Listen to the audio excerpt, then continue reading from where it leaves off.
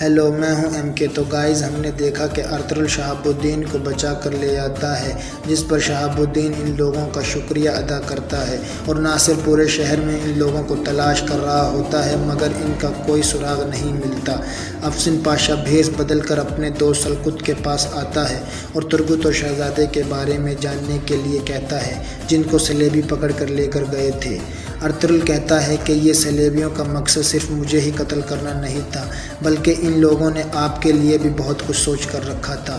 تو شہاب الدین بتاتا ہے کہ یہ مجھے نہیں، یہ حلب پر قبضہ کرنا چاہتے ہیں۔ روشان اور بسمی ارطغرل کے پاس آتے ہیں تو ارطغرل کہتا ہے کہ تم کل درگاہ جاؤ گے اور شہزادہ نعمان اور حلیمہ کو یہاں پر لے کر آؤ گے، اور تو محل میں امیر العزیز کی بہن حلیمہ کے بارے میں پوچھتی ہے کہ یہ لوگ کون ہیں اور کہاں سے آئے ہیں۔ ٹائٹوس ناصر سے کہتا ہے کہ اگر ارطغرل نے گواہوں کو ڈھونڈ لیا تو ہم پکڑے جائیں گے،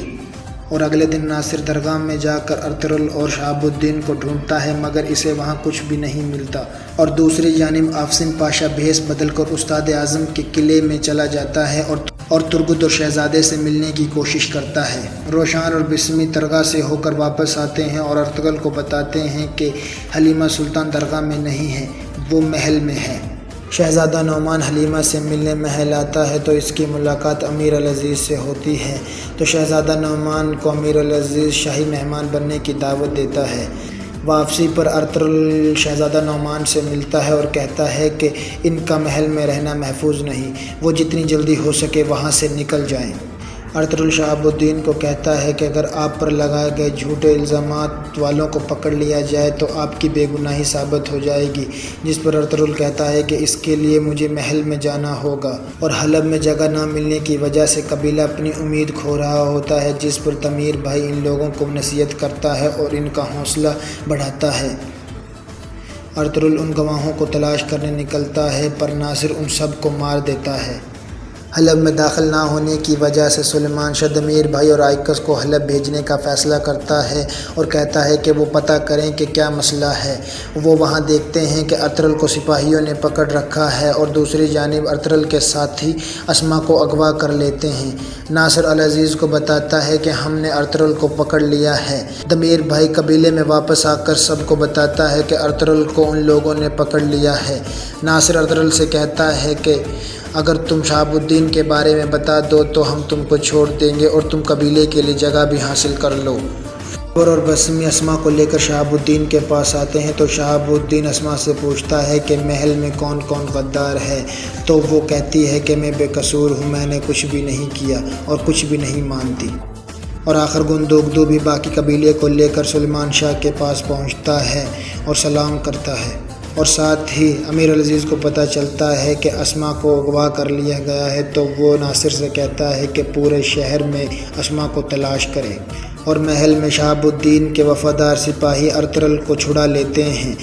روشان اور بسمی اسما کو لے کر درگاہ جا رہے ہوتے ہیں کہ راستے میں ان کے سپاہیوں سے لڑائی ہو جاتی ہے۔ ناصر کو پتہ چلتا ہے کہ ارطغرل بھاگ گیا ہے اور وہ اپنے آرام گاہ میں واپس آتا ہے، جہاں پر ارطغرل اس کو پکڑ لیتا ہے اور کہتا ہے کہ میں تمہیں حلب والوں کے سامنے بے نقاب کر دوں گا۔ روشان اور بسمی اسما کو لے کر درگاہ پہنچتے ہیں، جہاں پر ان کی ملاقات آئکس سے ہوتی ہے، اور وہ آئکس سے کہتے ہیں کہ ہم ترگت بھائی کو واپس لے آئیں گے۔ اور محل میں امیر العزیز کی بہن لیلا ارطغرل کی مدد کرتی ہے اور کہتی ہے کہ میرے چچا شہاب الدین کو کسی بھی صورت میں بچا لیں، تو ارطغرل اس کو بتاتا ہے کہ محل میں غدار ناصر ہے اور کوئی نہیں۔ اور دوسری جانب افسن پاشا ترگت سے ملتا ہے اور کہتا ہے کہ میں بہت جلدی تم لوگوں کو یہاں سے لے جاؤں گا۔ سلیمان شاہ بھی حلب میں آتا ہے اور درگاہ میں روشان اور بسمی سے مل کر سارے واقعے کو سنتا ہے، اور شہاب الدین سے کہتا ہے کہ وہ ہمارے قبیلے چلے جائیں، وہاں وہ محفوظ رہیں گے۔ لیلا محل میں ارطغرل کو اپنے کمرے میں لے آتی ہے، جہاں پر ارطغرل کی ملاقات حلیمہ سے ہوتی ہے۔ تو سلیمان شاہ امیر العزیز سے ملنے محل جاتا ہے اور کہتا ہے کہ وہ ارطغرل کو چھوڑ دے، وہ بے قصور ہے، اگر اس نے ایسا نہ کیا تو ہم لوگ حلب کی جو جگہ فراہم کی ہے اس پر قبضہ کر لیں گے اور آپ سے جنگ کریں گے۔